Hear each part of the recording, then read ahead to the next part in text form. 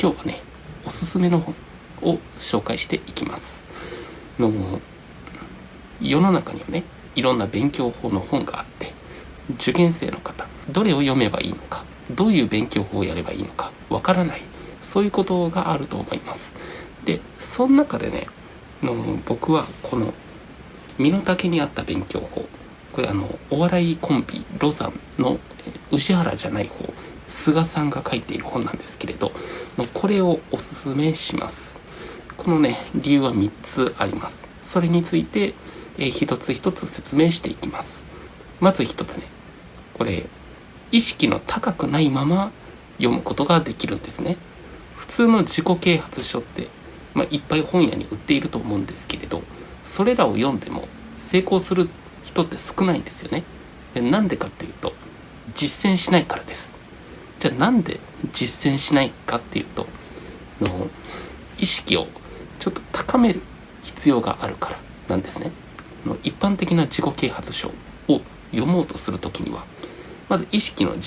分の意識が低い状態から一回ちょっと高める、その切り替えが必要なんです。でもね、これは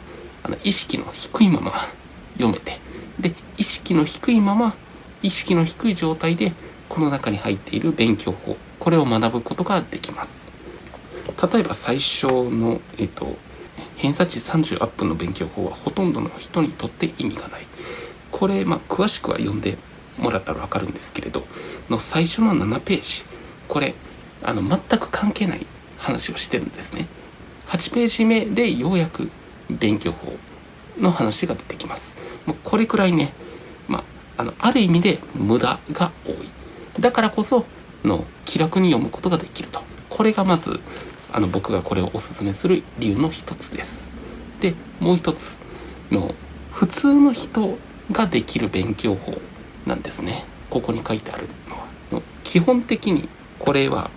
宇治原さんが高校生時代にやっていた勉強法の中で、菅さんが自分でもできそうなことを選んでいるんです。でその他の自己啓発書ってできる人が自分のことを、自分で書いていることがほとんどなんですね。当然なんだけれども、でそれによってちょっとズレというか、そうですね、なんか普通の一般的な読者とずれているところがあるんです。例えばなんだけど、感覚としてつかむことができなかったり、あるいは一般人の人にレベルを合わせようとして逆にレベルがめちゃくちゃ低くなってしまったりする、そういった失敗というか、そういった違和感が多くの自己啓発書にあるわけです。でもこれはね、宇治原さんがやってきた勉強にこれ無理やでとか、宇治原だけができたからみんな真似できないよねと、できないことをできないって言ってるんですよ。これがねすごく正直で素晴らしいと思っています。これをおすすめする理由3つ目なんですけれど、面白いんですよ。やっぱり芸人さんが書かれているので、自己啓発書ってためになるということはあっても、笑ける面白いっていうことはあんまりないんですね。そのためにもう一度読もうとするときにちょっと気張るんですね。だから何度も読もうとできないと。でもこれは本当に面白いので気軽に何度も読むことができると。でこれによって内容を覚えることができるんですね。そのために勉強するときに、宇治原はこういうことをやっていたなとか、菅ちゃんはこう言っていたなとか、そういうことを思い出しながら勉強ができるので、よりの効果が上がると思います。でね、これはね1300円なんだけれど、文庫本版で600円ぐらいで売っているらしいので、そちら